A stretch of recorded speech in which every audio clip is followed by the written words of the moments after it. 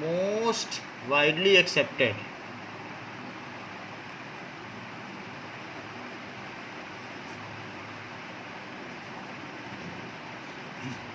is R.H. Whittaker's 5 kingdom system.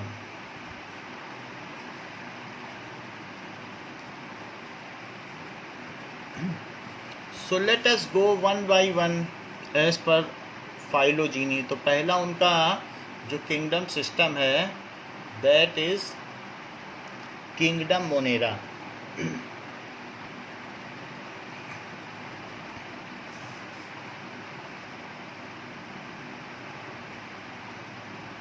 Now, kingdom Monera includes all prokaryotic such as bacteria, mycoplasma and actinomides and cyanobacteria. इसके अलग अलग phylum हैं. So let us see one by one कि kingdom Monera में क्या क्या चीज़ें आती हैं.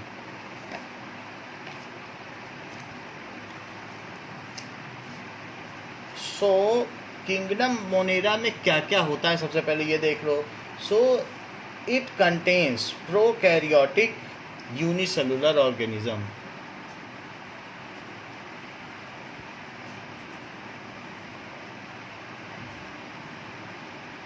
ये हम लोगों ने पहले ही पढ़ लिया है. Unicellular organism. फिर वो कुछ भी हो सकते हैं. ऑटोट्रोपिक, हीट्रोट्रोपिक और कीमोट्रोपिक कुछ भी हो सकते हैं. खाना खुद भी बना सकते हैं. ऑटोट्रोपिक, हीट्रोट्रोपिक नहीं भी बना सकते हैं. और इसके अलावा दे मे बी कीमोट्रोपिक. कई ऐसी होती मछलियाँ जो रात में पानी में चमकती हैं, लाइट फेंकती हैं, तो उनमें क्या होता है कुछ केमिकल फास्फोरस होता है, वो बर्न होता है, उनमें से एनर्जी निकलती है तो वो शाइनिंग होती है, तो उसको कहते हैं कीमोट्रोफी. सो उस एनर्जी से वो काम में लेते हैं. Now they are most abundant microorganism. सबसे ज़्यादा यही पाए जाते हैं. मोस्ट एबंडेंट जितने भी किंगडम हैं सबसे ज़्यादा बैक्टीरिया ही पाए जाते हैं. ठीक है. So it is also known as bacteria. इनको बैक्टीरिया भी कहेंगे. And which are most abundant.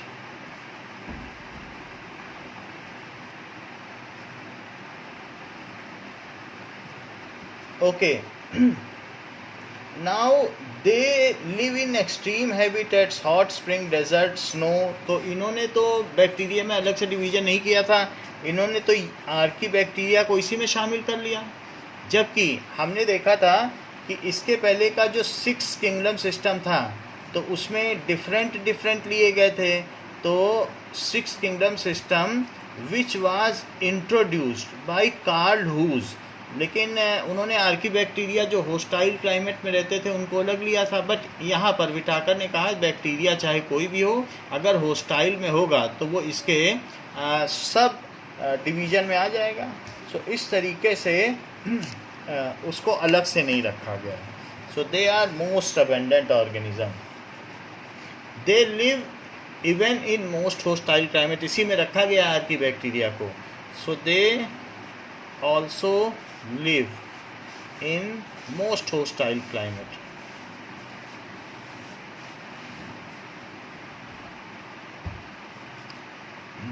Now, bacteria are grouped under 4 categories on basis of their shape. As they are very primitive, so their internal structure, उनकी anatomy के बारे में हम नहीं जानते. जैसे हमारी बॉडी को चीर फाड़ करके सब बॉडी के पार्ट्स देखे जाते हैं, उसको कहते हैं anatomy. Go inside body by dissection and see everything is known as anatomy.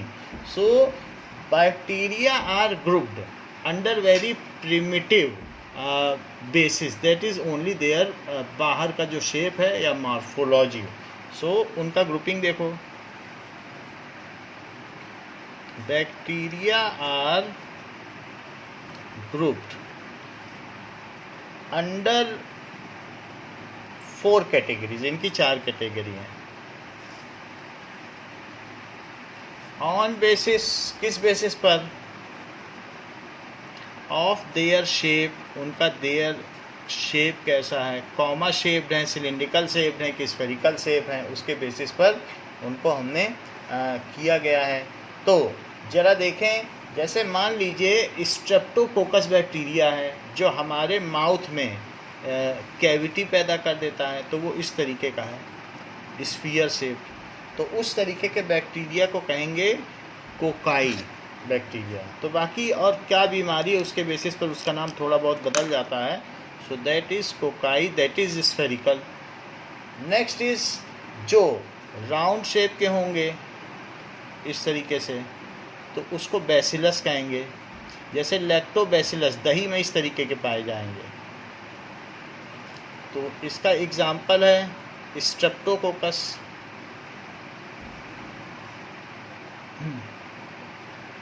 ये है जो कर्ड में बनते हैं, लैक्टोबैसिलस। सो उसको बैसिलस कहेंगे। ऐसे ही कुछ स्पाइरल होते हैं, तो स्पाइरल अगर इस तरीके से होंगे सांप सर्पिलाकार, तो उनको कहेंगे फ्लैजिला, भी ऐसे निकला रहेगा, ठीक है। तो दैट इज स्पाइरिला। और इसको कहेंगे बेसिली। बेसिली सिलेंडर टाइप होंगे जो आपकी बुक में भी बना है। और कुछ ऐसे भी होंगे कि जो कॉमा शेप्ड होंगे, तो अगर वो कॉमा शेप्ड होंगे तो विब्रियो ऐसा होगा। So such type of known as vibrio, इनको भी देखा जा सकता है, इनका कहीं ना कहीं जिक्र आएगा तो कुछ नाम होगा। They are also some pathogens, कुछ डिसीज कॉजिंग होंगे। तो ये इनका शेप याद रखिए, स्पाइरल है तो स्पाइरिला और vibrio. So that is the name of bacteria. Though the bacterial structure is very simple, they are very complex in behavior. Compared to many other organisms, bacteria as a group show extensive metabolic diversity. इसका क्या मतलब है कि इसमें they show extensive metabolic diversity. कुछ हीटोट्रोपिक हैं, कुछ खाना बना लेते हैं, तो कुछ कीमोट्रोपिक हैं, कुछ सेप्रोफाइटिक हैं। क्या आपको ये मालूम है कि जो डिकम्पोजर्स हैं वो मोस्टली बैक्टीरिया ही हैं, माइक्रो ऑर्गेनिज्म? तो उनका बिल्कुल अलग तरीके का हो गया। कुछ ऐसे भी हैं एल्गे जो पानी में शैवाल हैं, नील हरित शैवाल, ब्लू ग्रीन एल्गे, वो पानी में ही तैर रहे हैं, अपना खाना बना रहे हैं, और वो फाइटोप्लैंक्टन की तरह काम कर रहे हैं। मछलियाँ उनको खाती हैं आहार के तौर पर। सो जो पानी के ऊपर हरी हरी काई है वो सब बैक्टीरिया है, और ऑटोट्रोपिक है वो ब्लू ग्रीन एल्गे है जो पानी के ऊपर तैरता रहता है। This is algae is a kind of bacteria, most abundant bacteria. तो हम ये कह सकते हैं कि देयर स्ट्रक्चर तो यही 4 तरीके के मिलेंगे आपको, इसके अलावा नहीं मिलेंगे। दो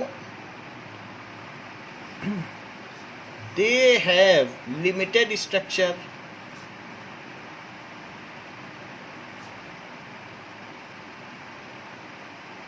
but they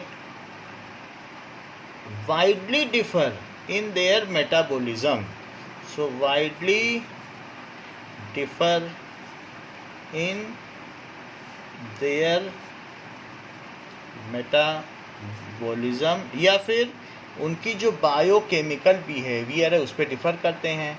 so metabolic diversity show करते हैं। Some are autotrophic, they synthesize their own food, they may be photosynthetic autotrophic और कीमोसिंथेटिक ऑटोट्रोपिक। या तो वो लाइट से अपना फूड बना लेते हैं या केमिकल से बना लेते हैं। जो डीप सी के स्ट्रेटा में है वहाँ सूर्य की रोशनी नहीं पहुँचती, वहाँ केमिकल से भी बना लेंगे।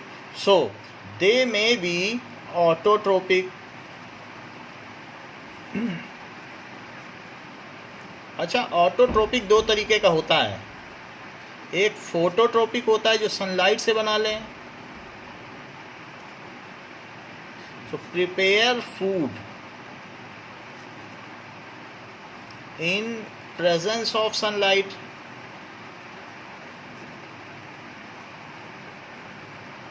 और दूसरा क्या है, and कीमोट्रोपिक। So others कीमोट्रोपिक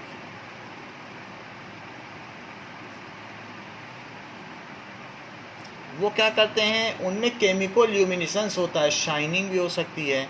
so prepare food from chemicals, जो इनऑर्गेनिक केमिकल सब्सटेंस हैं, इनऑर्गेनिक से बना ले खाना, इनऑर्गेनिक केमिकल से। सनलाइट ना भी हो, इन एब्सेंस ऑफ सनलाइट, तो उसको कीमोट्रोपिक कहेंगे। तो ये दोनों तरीके के हो सकते हैं। इसके अलावा भी some are heterotrophic and some are saprophytic, some are और पैरासाइटिक भी हैं, सम आर हीट्रोट्रोपिक, लेकिन हीट्रोट्रोपिक के अंतर्गत ही सब आएंगे। सम पैरासाइटिक, तो पैरासाइट का क्या मतलब है, जीवित लोगों पे जो रहें वो पैरासाइट हैं। Some are parasitic, some saprophytes या सेप्रोट्रोफिक। सेप्रोट्रोफिक, मृत को सेप्रोस कहते हैं ग्रीक में, तो सेप्रोट्रोपिक यानी live on dead and decaying organic material.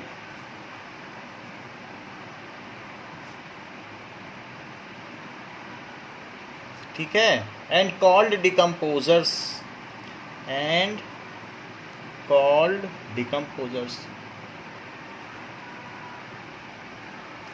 इनको डिकम्पोजर्स कहेंगे। और सम आर सिम्बायोटिक, और कुछ तो फंगी के साथ अपना सह संबंध स्थापित करके रहते हैं, ऐसे भी है एल्गे और फंगी आपस में। तो सम कैसे हैं, सम आर सिम्बायोटिक, जैसे फंगी है वो पत्थरों पे इसको रहने की शरण देता है और उसके ऊपर एल्गे आ गया, तो एल्गे खाना बनाता है, वो उसको कार्बोहाइड्रेट देगा, उसको फंगी को फंगी खाना नहीं बना सकता है और वो उसको रहने के लिए जगह देगा। सो सम आर सिम्बायोटिक, एक दूसरे की मदद करते हुए जिंदा रहते हैं, that is algae plus fungi called lichens, तो सिम्बायोटिक भी होते हैं। तो बैक्टीरिया वाइड वैरायटी में है, तो ये एल्गे यहाँ पर bacteria. Algae is the most abundant bacteria, तो ये भी होता है, तो हम इसके बारे में पढ़ेंगे। सो वी हैव सीन कि there are various kinds of bacteria. देखो कितने तरीके के इसमें बैक्टीरिया दिखाए गए हैं, कोई रॉड लाइक है, कोई स्फेरिकल टाइप है। So there are different kinds of bacteria which we can easily see over here. ठीक है, कुछ स्पाइरल में होंगे, कुछ कैसे होंगे rod like. So we one by one we will see that. अब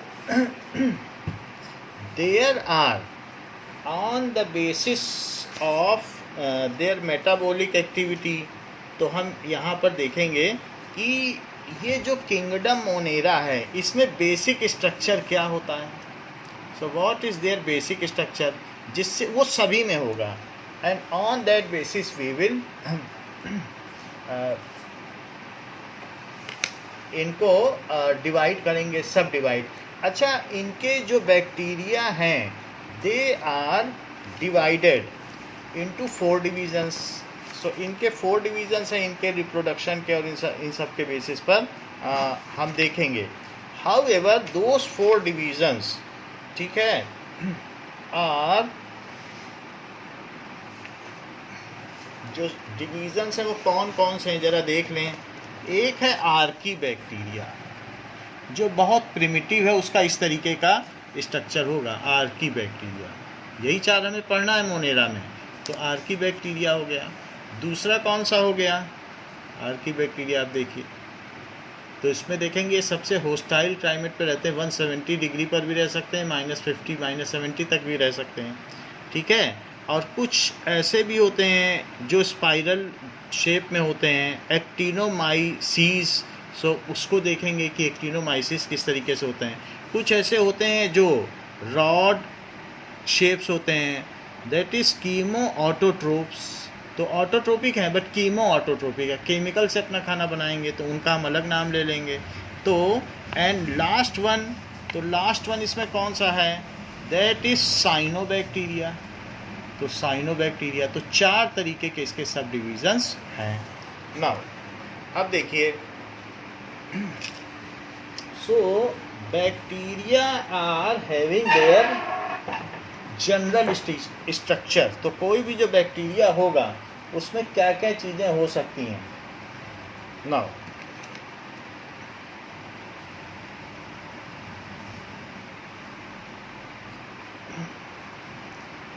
सो किसी भी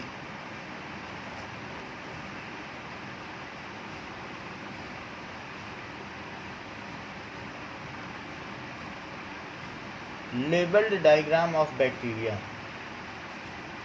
Here are some pictures that match.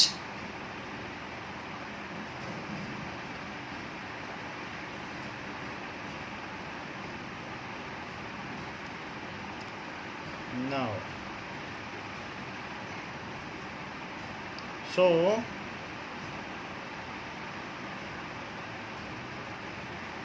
कुछ चीजें होंगी, देखो इस तरीके से होगा। तो इसमें there are certain things which is found in most of the bacteria. क्या क्या चीज़ें हो सकती हैं? हर एक में राइबोसोम होगा। राइबोसोम का क्या काम होता है? ये देखो राइबोसोम, ये छोटे छोटे पार्टिकल हैं। तो ये बैक्टीरिया है, इसके अंदर भी राइबोसोम है। तो ये बैक्टीरिया, इसमें फ्लैजेला है और अंदर राइबोसोम है। तो एक मटेरियल इसके अंदर फिल्ड है, वो कौन सा है? जेनेटिक मटेरियल, डीएनए यानी क्रोमाटिन थ्रेड है। तो क्रोमाटिन थ्रेड तो है ही, और साथ में छोटे छोटे येलो कलर के राइबोसोम्स होंगे। येलो कलर के कैसे राइबोसोम्स होंगे? ऐसे, जैसे इसमें आप देख रहे हैं कि छोटे छोटे येलो कलर के दाने से दिख रहे हैं ना, तो ये राइबोसोम है। ये जिसकी वजह से इसे रफ एंडोप्लाज्मिक रेटिकुलम कहते हैं। तो इसे क्या कहा जाता है? Rough endoplasmic reticulum. ये है राइबोसोम, इस पर ये जो लगा हुआ है। इसका काम क्या है? Ribosomes are involve in protein synthesis. तो इसमें भी प्रोटीन तो बनाना ही होगा। सो राइबोसोम होते हैं, हर बैक्टीरिया में राइबोसोम होगा। सो नाउ इट कंटेन्स, क्या क्या चीज़ें होंगी? इसमें राइबोसोम होगा। इसके अलावा क्या होगा? फ्लैजेला, जो इसका सेंसर है, जिसकी वजह से इसे पता चलेगा कि इसके चारों तरफ का एटमॉस्फेयर कैसा है, तो सेंसर भी होगा। और न्यूक्लियस वेल डिफाइंड नहीं है, तो इसको न्यूक्लियोइड कहते हैं, न्यूक्लियोइड। ठीक है। अब सेल में साइटोप्लाज्म भरा होगा, प्लाज्मा मेम्ब्रेन है। कई बार ये सिंगल लेयर्ड होती, डबल लेयर्ड नहीं होती है। और इसमें अलग अलग तरीके की ये जो बाहर निकले हुए हैं फ्लैजेला के अलावा, इसको इन्होंने पाइली कहा है, वरना कुछ लोग पाइली ही सब जगह लिखा है। जो आउटसाइड के रोम्स हैं दैट इज़ पाइली। ठीक है। अदरवाइज़ कहीं और भी इसका नाम दिया गया था, बट ये पाइली लिखा हुआ है। So it is pili. So it helps it in locomotion, पानी में इधर उधर घूमने के लिए वो इसकी मदद करता है। सो this is a general form of bacteria, जिसको कि हमने 9th में पढ़ लिया था कि सेल वॉल है और ये कैप्सूल लाइक स्ट्रक्चर होता है, इसमें राइबोसोम है और प्लाज्मा की मेम्ब्रेन होती है। प्लाज्मा की मेम्ब्रेन का मतलब प्रोटीन और लिपिड की बनी हुई मेम्ब्रेन होती है, पाइलस कहते हैं, it is called pilus. So let us make a primitive diagram of bacteria, कि बैक्टीरिया कैसा होता है। On that basis we will move ahead with its subdivision, कि इसके सब डिवीजन में क्या क्या है। नाउ तो दैट इज शेप थोड़ा बहुत बदल जाएगा, बाकी इसमें एक फ्लैजेला होगा जो कि सेंसर होगा, and in this there is genetic material, और बहुत सारे इस तरीके से दाने होंगे, that is ribosomes, and there is the plasma membrane. Plasma membrane होगा, और प्लाज्मा मेम्ब्रेन में इसके लोकोमोशन के लिए पाइलस होंगे। सिंगल को पाइलस कहेंगे और बहुत होंगे तो पाइला बोलने लगते हैं। तो ये पाइलस है। तो it is only the primitive structure. So इसके अंदर क्या है बताइए? साइटोप्लाज्म। ये क्या है? येलो कलर के राइबोसोम। राइबोसोम का क्या काम है?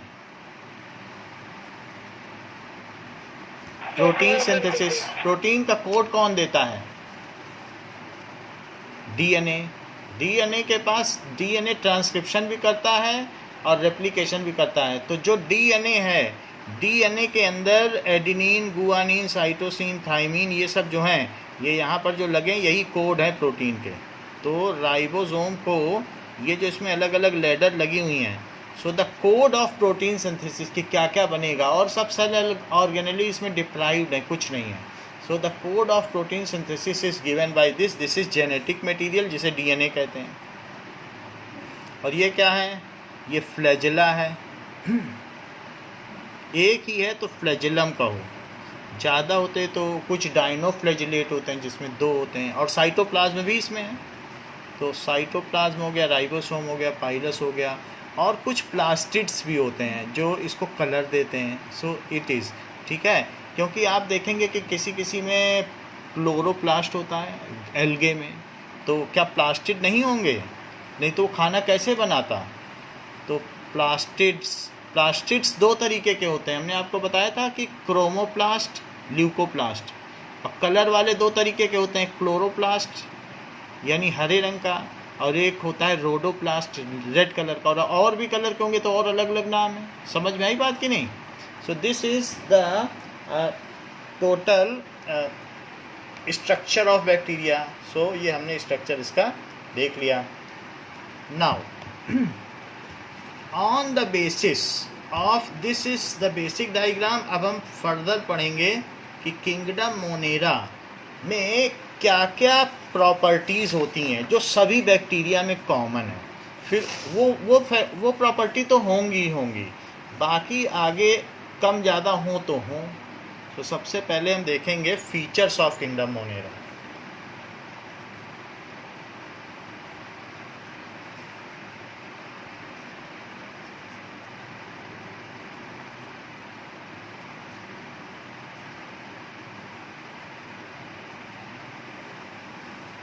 नाउ जितने भी मोनेरन्स हैं, मोनेरा में जो आएगा उसे मोनेरन्स कहते हैं। So they are simplest most primitive unicellular prokaryotes. These are simplest most primitive unicellular prokaryotes. दूसरी चीज़, the cell wall contains peptidoglycan. इसका क्या मतलब है? सेल वॉल कंटेन्स पेप्टिडोग्लाइकैन्स, यानी कुछ डाईपेप्टाइड या ट्राईपेप्टाइड, या ऐसा भी कह सकते हैं कि ऑलिगोपेप्टाइड, बहुत ज़्यादा नहीं, 10-15 ही हो बस, इस तरीके से। तो few amino acids group together to form protein. तो जब 100 से ऊपर मिलेगा तब बनेगा, लेकिन ये 10 या 15 तक जो होती है सेल वॉल में वैसे होंगे। सो आप ये कह सकते हैं कि जो सेल वॉल बनी है, अमीनो एसिड जिससे जुड़ जाएं तो समझो वो पेप्टाइड बॉन्ड है। ज़रा देखो तो ये COOH है, तो COOH ये अमीनो एसिड दिखा रहे हैं, और NH3 तो एक H यहाँ और बाकी H, ये CH3 और ये H। तो ये अलग अलग अमीनो एसिड हैं, जैसे ग्लाइसिन है। 20 तरीके के अमीनो एसिड होते हैं हमारी बॉडी में, तो एक इसमें से ये भी अल्फ़ाबेट है, वैसे ही अमीनो एसिड है। उनसे मिलकर, इन मोतियों से मिलकर अलग अलग माला बनती है। तो हमारी बॉडी में 2000 तरीके के प्रोटीन बनते हैं। तो मान लो एक अमीनो एसिड ये ले लिया, और दूसरा एक अमीनो एसिड और इसके बगल में लो, NH3, तो एक ये और ले लिया और दूसरा भी इसी तरीके का ले लिया। वहाँ ज़रूरी नहीं है कि यहाँ H है तो दूसरे अमीनो एसिड में OH हो सकता है, सब में अलग अलग होगा। और ये OH है, तो इनके बीच में एक वाटर मॉलिक्यूल हट जाएगा, एक वाटर मॉलिक्यूल हट जाएगा, तो इस तरीके से HNH, एक तरफ अमीनो है और एक तरफ COOH है, यानी कार्बोक्सिलिक एसिड। इस वजह से इसका नाम क्या पड़ा? Amino acid. तो ये जो एमिनो एसिड है, ये मैं ग्लाइसिन वाला बता रहा हूँ। Though there are 20 types of amino acids, कहीं H होगा, कहीं OH होगा, कहीं CH3 होगा, कहीं C2H5 होगा, यहाँ बदलेगा, बाकी यहाँ नहीं बदलेगा। तो अब ये CH3, ये H और बीच में क्या आ गया, C डबल बॉन्ड हो, फिर यहाँ से ये N पे जुड़ गया, जो ये C और N जुड़ गए, वाटर निकल गया, इसको कहते हैं पेप्टाइड बॉन्ड्स। इसके लिए हमारे पास बायोमॉलिक्यूल अभी आगे एक चैप्टर आएगा तो वहाँ हम इसे पढ़ लेंगे, अदरवाइज़ अभी आप ये समझ लो बस प्रोटीन जब मिलते हैं तो पेप्टाइड बॉन्ड्स बनते हैं और यहाँ से फिर ये कटेगा आगे, ये ना सोचो कि इतना ही रहेगा। तो अगर मान लीजिए इसमें 10 तक जाए तो बस ये कहेंगे कि पॉलीपेप्टाइड है, 10 तक जाए तो ऑलिगोपेप्टाइड और उसके आगे जाए तो पॉलीपेप्टाइड। हाँ, ये क्या है बताइए, peptide bond. So when several amino acids more than 100 combine with each other by release of water molecule, then it is called protein. When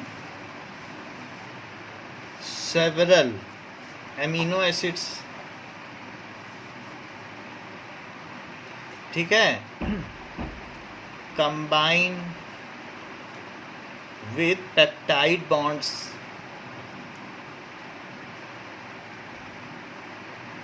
कितने, मोर देन 100, अगर ऐसे कर पाए तो more than 100, they form functional protein.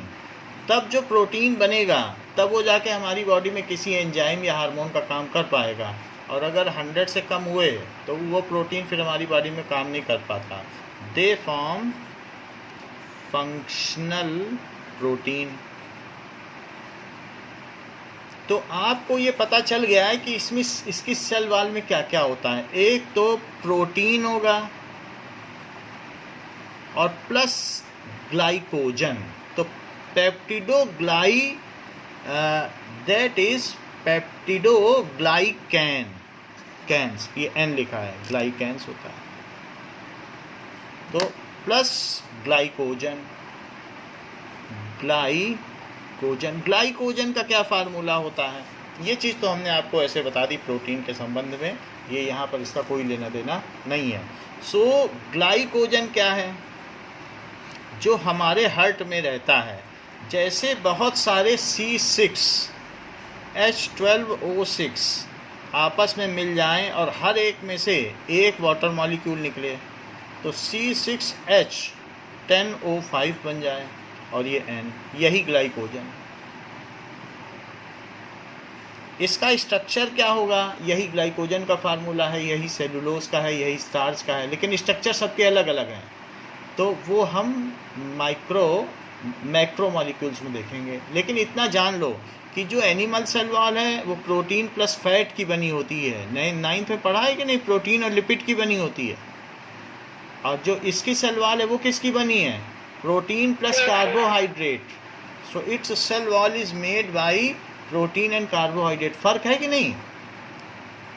So its cell wall is made of protein plus carbohydrate, carbo और hydrate water.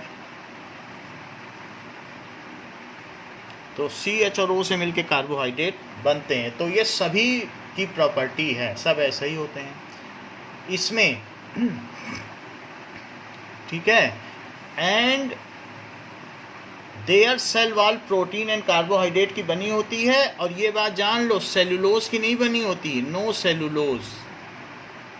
हम लोगों में तो सेल वॉल होती ही नहीं है, लेकिन बहुत सारे प्लांट में सेल वॉल किसकी होती है, सेलुलोज की। लेकिन इसकी किसकी बनी होती है, प्रोटीन प्लस कार्बोहाइड्रेट। अच्छा, जो हमारे में है वो प्लाज्मा मेम्ब्रेन है, जो प्रोटीन और लिपिड की है। और सेल वॉल प्योरली किसकी बनी होनी चाहिए, C6H10O5 to the power 5N, इससे बनी होनी चाहिए। लेकिन इसकी नहीं बनी होती, प्रोटीन भी रहता है। और वो भी प्रोटीन किस फॉर्म में, ग्लाइकोजन के फॉर्म में। तो इसलिए जो बैक्टीरिया हैं उनमें सेल वॉल अगर होती भी है तो इसमें एक सेल वॉल होगी। ऐसा नहीं है कि सेल वॉल ना हो, इसका डेफिनेट शेप होगा, चेंज नहीं होगा, फ्लेक्सिबल नहीं होगा, तो सेल वॉल होगी। यूनिसेलुलर होने पे भी सेल वॉल होगी। तो सेल वॉल इसमें दिखाई नहीं गई है, लेकिन there is always, it is cellular membrane, इस तरीके की सेल वॉल होगी। ये देखो, तो यहाँ पर ये फिगर दिखाया गया है जिसमें कहा गया है कि ये सेल वॉल है, एक वॉल जैसा रहेगा। ये सेल वॉल लिखा है कि नहीं? तो बैक्टीरिया में क्या चीज़ होगी? सेल वॉल होगी, लेकिन क्या वो सेलुलोज की होगी कि नहीं? बोलो। वो सेलुलोज की नहीं होगी, वो किसकी होगी? वो ग्लाइकोजन की होगी, वो भी कार्बोहाइड्रेट है, थोड़ा सा स्ट्रक्चर का फर्क है, लेकिन प्रोटीन भी शामिल होगा। तो एक फ़र्क पता चल गया ना प्लांट्स में और इसमें, कि सेल वॉल होती है। तो हमने जो पहला स्ट्रक्चर आपको बनाया था तो उसमें सेल वॉल नहीं दिखाई है, बट ऑल द, ये इसमें सेल वॉल भी लिख लें। तो ये invariably all the bacteria contains cell wall. तो ये बाहर वाली सेल वॉल है और अंदर वाली है इसकी प्लाज्मा मेम्ब्रेन। तो जो अंदर है वो तो एक मेम्ब्रेन भी होगी ना, किसी भी सेल में क्या होती है? प्लाज्मा मेम्ब्रेन, और it is surrounded by cell wall. तो दूसरी बात हमने बता दी, सेल वॉल होती है लेकिन वो सेलुलोज की नहीं होती। पहली बात बताई प्रोकैरियोटिक होता है, और दूसरी बात बताई कि सेल वॉल किसकी बनी होती है। फिर तीसरी बात, membrane bound cell organelles are not present. ना तो इसमें माइटोकॉन्ड्रिया है, सिर्फ राइबोसोम है, वो भी ऑर्गेनल्स में आता ही नहीं। तो वो तो किसी पर बैठ जाता है एंडोप्लाज्मिक रेटिकुलम पर, तो रफ एंडोप्लाज्मिक बनाता है, लेकिन वो इतना छोटा है, प्रोटीन सिंथेसिस का एक वो मीडियम है। जो कहाँ से बनता है मालूम है? न्यूक्लियस के अंदर जो न्यूक्लियोलस होता है वहाँ पे बनता है हम लोगों की बॉडी में। एंड लेकिन इसमें डीएनए ही बना देता है राइबोसोम को। तो इसमें राइबोसोम प्रेजेंट हैं which are the sites of protein synthesis. तो अब जरा देख लें कि the membrane bound cell organelles are present. कोई भी सेल ऑर्गेनल नहीं है।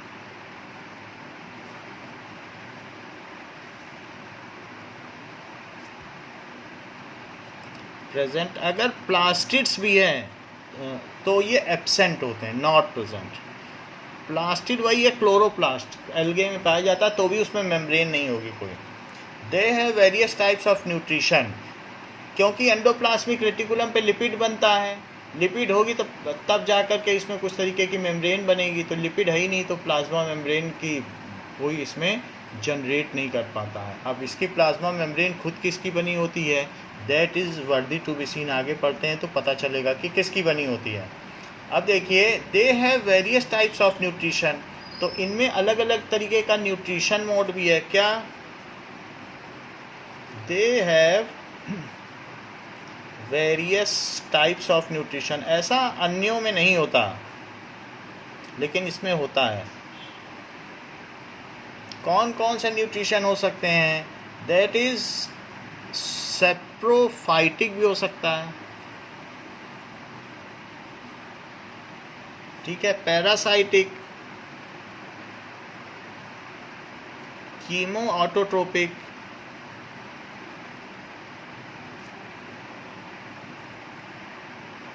ऐसे फोटो ऑटोट्रोपिक। ऑटोट्रोपिक है, अलग अलग लिख रहा है तो, लेकिन होता तो दोनों ही ऑटोट्रोपिक है।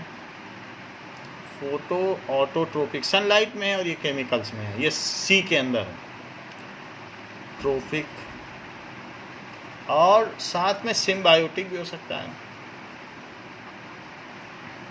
ये सब न्यूट्रिशन है। डीएनए इज नेकेड, डीएनए के ऊपर कोई मेम्ब्रेन नहीं है और उसे न्यूक्लियोइड कहेंगे, ठीक है। And it lies, it floats in cytoplasm in coiled form. It floats in cytoplasm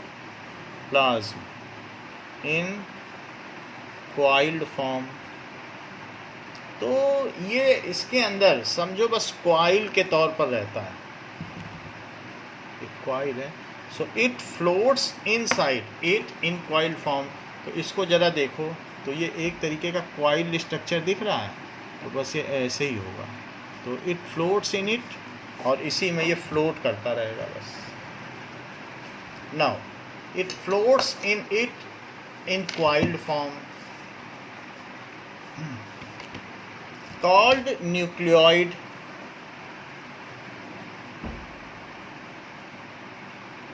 इसको न्यूक्लियोइड कहते हैं, जबकि अगर अच्छी तरीके से हो तो इसे न्यूक्लियस कहा जाए, बट इट इज़ न्यूक्लियोइड। अब देखिए, the flagella if presents are single standard, एक स्टैंड होगा, ठीक है, जबकि यूकैरियोटिक में 11 स्टैंडर्ड होते हैं। हम जो भी और भी होगा, यूग्लिना और इन सब में बहुत सारे होते हैं, इसमें एक ही होता है।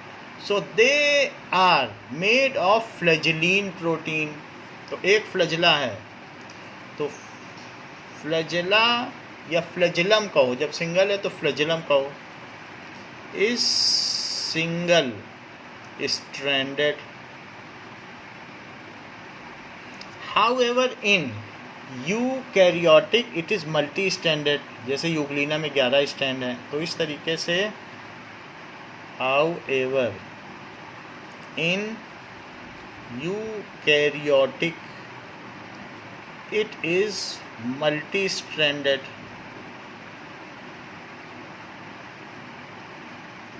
ये चीज़ है।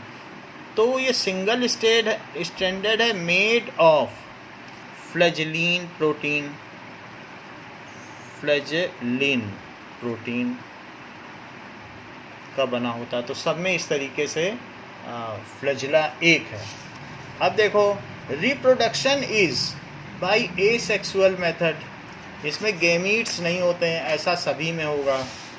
तो मोनेरन्स सिर्फ सेल डिवाइड करेंगे, बाइनरी करेंगे, या इसके अलावा मल्टीपल फिजन करेंगे, वो हम बाद में देखेंगे। सो reproduction is by A sexual method. तो दो ही तरीके के मेथड हो सकते हैं इसमें, बाइनरी भी हो सकता है और मल्टीपल भी। Gametes are not present.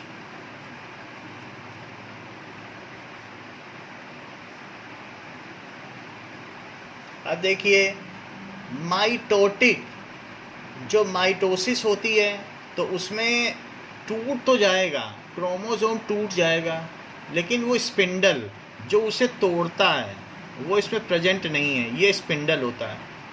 तो हम लोगों ने देख लिया, यही स्पिंडल तो जाता है जो इसको खींच के लाता है, तो वैसा स्पिंडल इसमें प्रेजेंट नहीं है। ये माइक्रोट्यूब्यूल है, ठीक है, और ये सेंट्रियोल है। तो ये एक तरीके का स्पिंडल होता है जो खींचता है, तो यही स्पिंडल है। स्पिंडल किसमें से आउट होता है? That is centriole. तो वो चीज़ इसमें है ही नहीं, ऐसे ही बस माइटोटिक हो जाता है बिना स्पिंडल के। So not in Monera. ये शुरू में ही हमने पढ़ लिया था। सो इसलिए mitotic spindle is absent.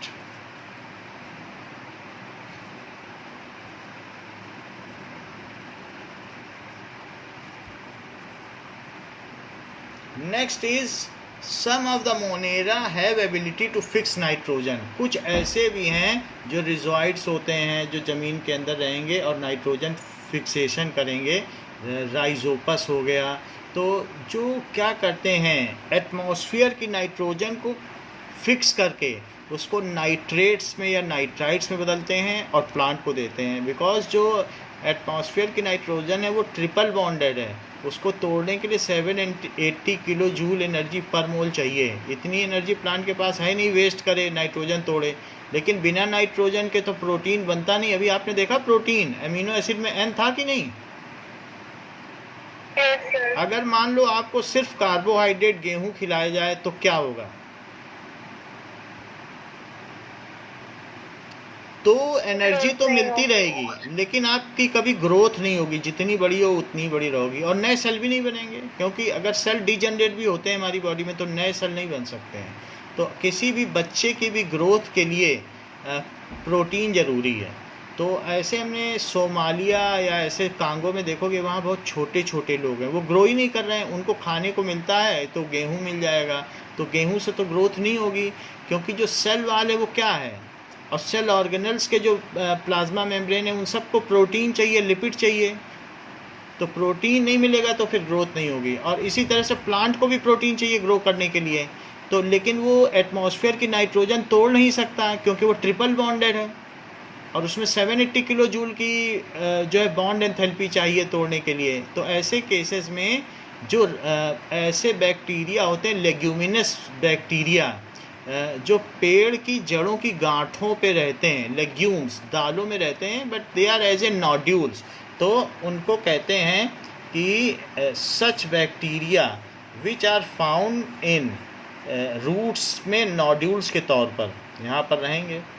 So these are nitrogen fixation bacteria. So some of the monerans have ability of nitrogen fixation. ये क्या करते हैं, एटमॉस्फेयर से नाइट्रोजन ले लेते हैं और उसको नाइट्रेट्स में बदलते हैं या नाइट्राइट्स में बदल देते हैं। So some of monerans have ability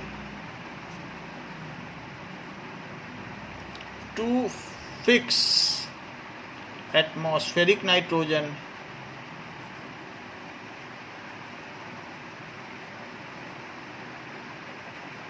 and convert N2 into nitrates and nitrites.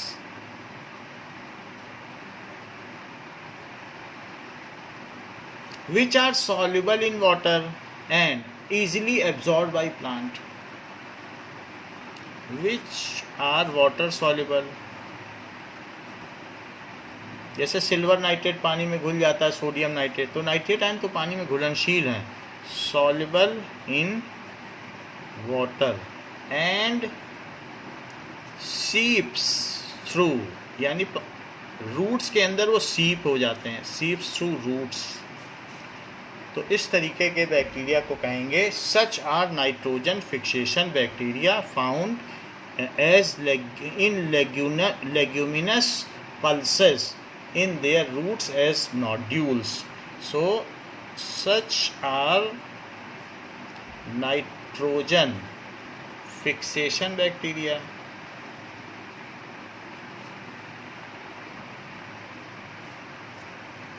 Found in leguminous,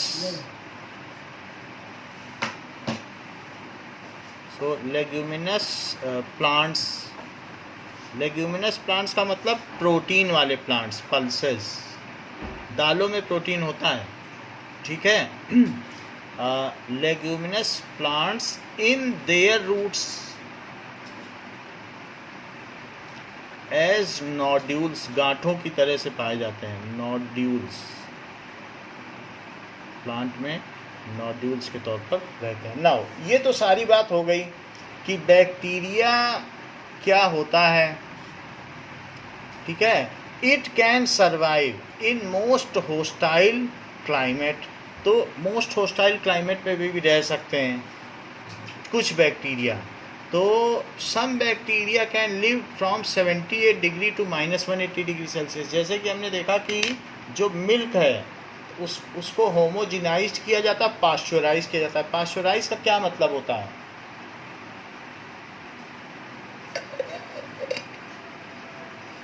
कि 70 डिग्री तक टेम्परेचर करके कूल कर देना, उसको कहते हैं पास्चुराइजेशन, जिससे उसके बैक्टीरिया मर जाएं, फिर उसको पैकेट में डाल दिया जाए। सो इसलिए some bacteria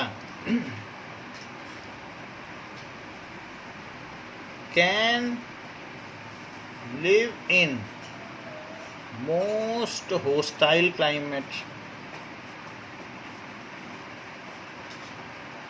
like example up to 78 degree Celsius and -190 degree Celsius. Icebergs में भी रह सकते हैं। खैर -190 तो हमारे यहाँ कहीं नहीं है, लेकिन कहीं भी हो तो वहाँ पर भी ये सर्वाइव कर सकते हैं। Bacterias are found in all kinds of habitats, ठीक है। और ये क्या होते हैं कि ऑर्गेनाइज्ड न्यूक्लियस इनमें एब्सेंट होता है। Bacterias are found in all habitat, हर जगह होते हैं, तभी खाना खराब हो जाता है सब जगह। हैबिटेट कौन खराब करता है? यही। And organized nucleus is absent, double membranous होना चाहिए उसके ऊपर एंडोप्लाज्मिक रेटिकुलम, वो इनमें नहीं होता। ऑर्गेनाइज्ड न्यूक्लियस एब्सेंट है।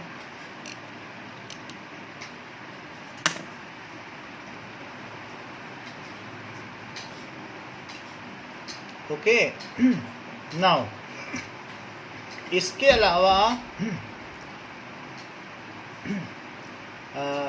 Mitochondria, plastids, Golgi apparatus, endoplasmic reticulum and other membrane covered cell organelles are absent. कुछ किसी में कुछ पाया भी जाएगा, लेकिन ये तो नहीं पाए जाएंगे। Mitochondria, plastids, Golgi apparatus,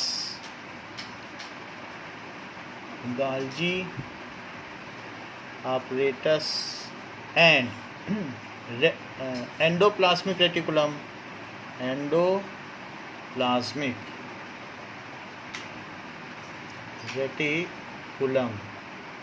and other membrane। 9th में आपने हमसे पढ़ा है ना? Yes, sir. हाँ, तो ये सारी चीज़ें अच्छे से पता होंगी ना? Yes, sir, पता है। Cell organelles are absent.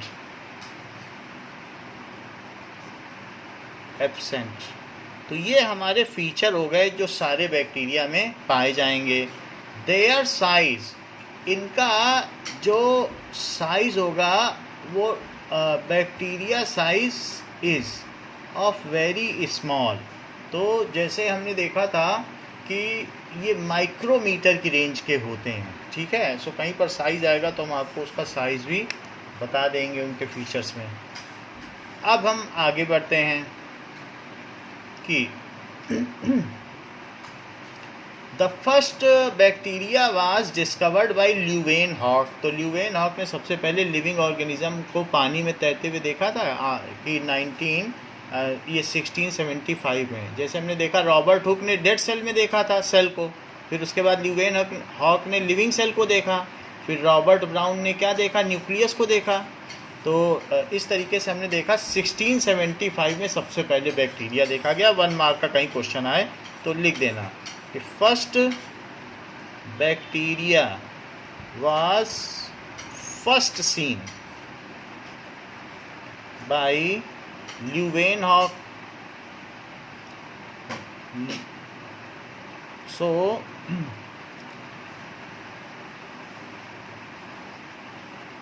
इन्होंने इन 1665 में देखा, ओके, इन पॉन्ड वाटर।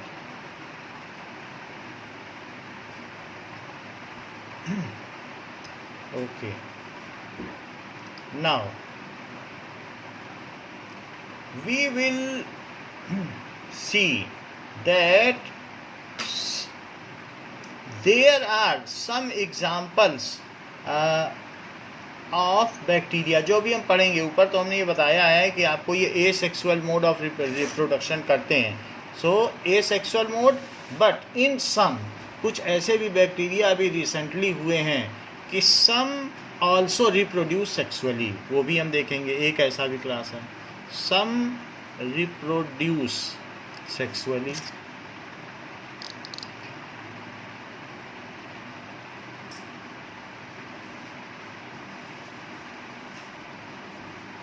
तो वो जब अलग अलग क्लास देखे जाएंगे तो हम देखेंगे कि क्या है। There are certain uses of bacteria, और कुछ उनके हार्म्स भी हैं। तो दैट वी विल सी कि उनके क्या क्या यूजेस हैं और क्या हार्म्स हैं। Now uses of bacteria.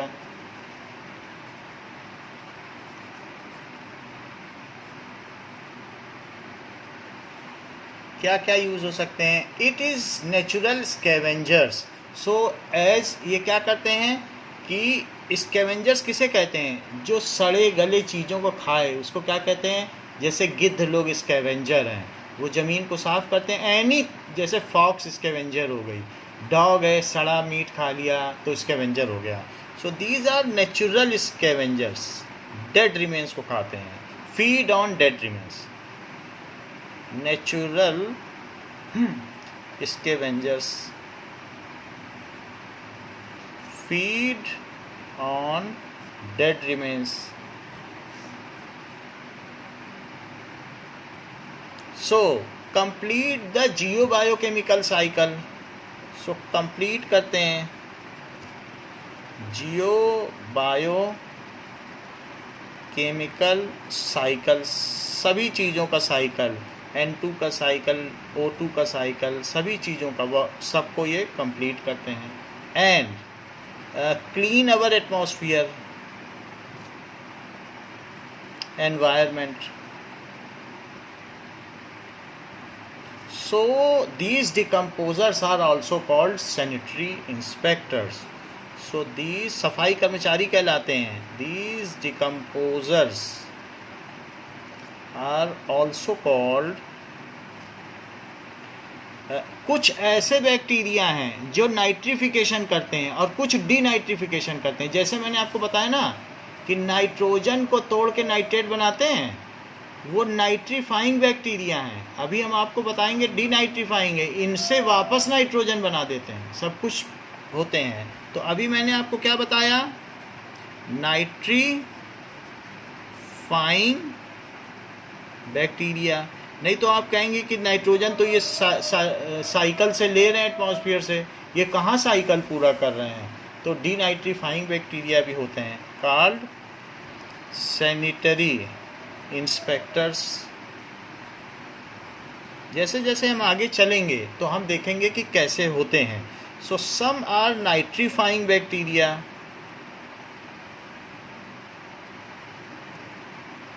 And some are denitrifying bacteria.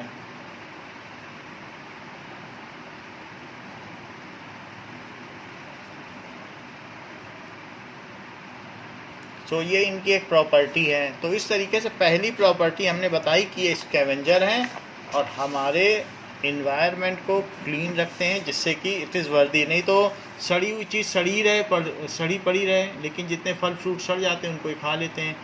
तो फाउल स्मेल आ रही है तो इसका मतलब है कि उसमें बैक्टीरियल एक्शन हो रहा है। डेड प्लांट्स, एनिमल एक्सक्रीटा सब कुछ खा जाते हैं। These are used in fermentation for vinegar.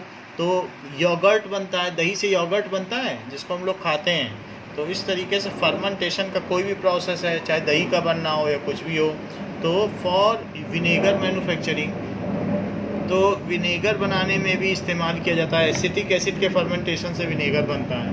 तो एसिडोबैसिलस बैक्टीरिया से ही तो एसिडिक एसिड बनता है, दे सेक्रीट एसिटिक एसिड। तो जो एसिडोबैसिलस बैक्टीरिया हैं तो उन्हीं के नाम पे ही एसिटिक एसिड पड़ा है। तो वो जो ये ऑर्गेनिक सब्सटेंस अपने माउथ से निकालते हैं वो एसिटिक एसिड ही है, तो उसी के नाम पे एसिटिक एसिड बना, दो it can be synthesized in lab conditions. So second क्या है, these are used in fermentation process. तो फर्मेंटेशन भी करेंगे, किण्वन विधि।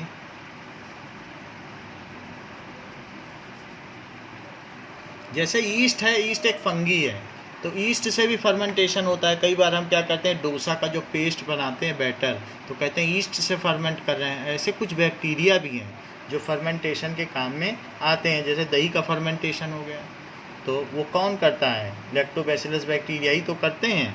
Process for vinegar manufacturing, chowmein में विनेगर पड़ता है, सिरका, मैन्युफैक्चरिंग। और छोटी छोटी बोतल में योगर्ट आता है बाज़ार में, जो दही के बनाने के काम में आता है। तो इस तरीके से भी they are good for us, beneficial. Some bacteria help in retting of jute and coconut plant fibres. तो जूट और कोकोनट के प्लांट के फाइबर्स को रेटिंग करते हैं, यानी रेशे रेशे बनाने के काम में आते हैं। So some bacteria are useful. जब उसको किसी में सड़ा दो जूट को पानी में, तो उसके सब रेशे निकल आते हैं। नहीं तो वो एक पेड़ का तना होता है, या कोकोनट में भी रेशे ऐसे नहीं निकल सकते, बिल्कुल सड़ा दोगे तब निकल आएंगे। फिर उसकी रस्सी बिन लो, रस्सी बट लीजिए। So these are used in retting of, कई दिन पानी में सड़ा और उसको रेटिंग कहते हैं। तो रेटिंग ऑफ जूट, जूट का पेड़ होता है, एंड कोकोनट की जो शेल होती है उससे रेशे बना लो। तो इस तरीके से होता है। Now the separated fibres are used in making. तो जब ये फाइबर सेपरेट हो जाते हैं तो separated fibres are used in making ropes.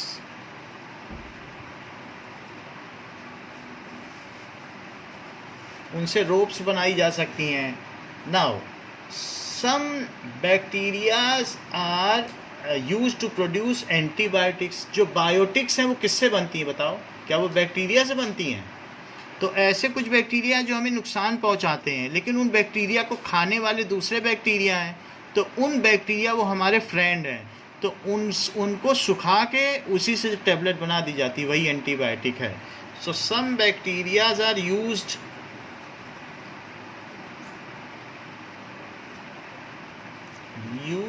in making antibiotic. तो एंटीबायोटिक मेडिसिन बनाने के भी काम में आते हैं। ओके, सो उनका कुछ डोज होता है। तो ऐसे बैक्टीरिया के नाम जो एंटीबायोटिक्स होते हैं उनके आगे सिन लगता है। सो वेरियस बैक्टीरिया आज जैसे स्ट्रेप्टोमाइसिन, तो जो भी हम ऐसे कहते हैं कि ये दवा ले लो तो सिन लग जाए, that means it is made antibiotic. तो एग्जांपल है कि ओमीसेटिन, स्ट्रेप्टोमाइसिन, माइसिन, ठीक है, एंड बैक्टीरियासिन। सो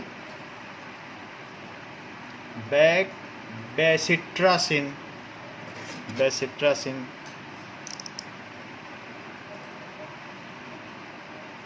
ये जितने नाम होंगे वो सब एंटीबायोटिक के हैं। तो ऐसा भी करते हैं। Bacteria play important role in different steps of nitrogen cycles. तो कुछ ऐसे होते हैं कि नाइट्रोजन साइकिल को कंप्लीट करते हैं। तो कुछ एजोटोबैक्टर है, राइजोबियम है, तो जो लेग्यूम में रहते हैं, so they are nitrogen cycle को कंप्लीट करने वाले भी हैं। Bacteria complete nitrogen cycle. कौन कौन से बताया? तो जैसे एजोटोबैक्टर, ये लेगुमिनस प्लांट में पाया जाएगा। एजोटोबैक्टर, सॉइल बैक्टीरिया जिसका नाम है soil bacteria, nitrogen fixation bacteria भी इसे कह सकते हैं।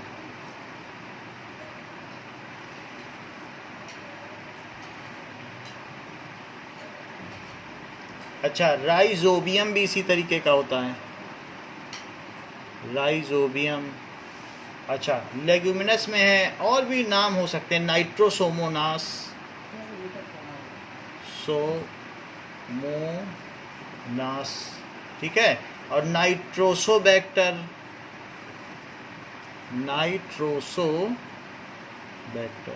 तो ये इसमें कुछ नाइट्रीफाइंग बैक्टीरिया है और कुछ डीनाइट्रीफाइंग बैक्टीरिया है। So that we have seen over here कि क्या क्या इनके फ़ायदे हैं, कुछ इनके नुकसान भी हैं। So we will see harms of bacteria. फिर इसके बाद हम इसके टाइप्स में आएंगे कि बैक्टीरिया के कितने अलग अलग डिफरेंट डिवीज़न्स हैं। तो आज की क्लास के लिए इतना ही। नेक्स्ट क्लास में हम हार्म्स देखेंगे और इनके टाइप्स देखेंगे। Thank you.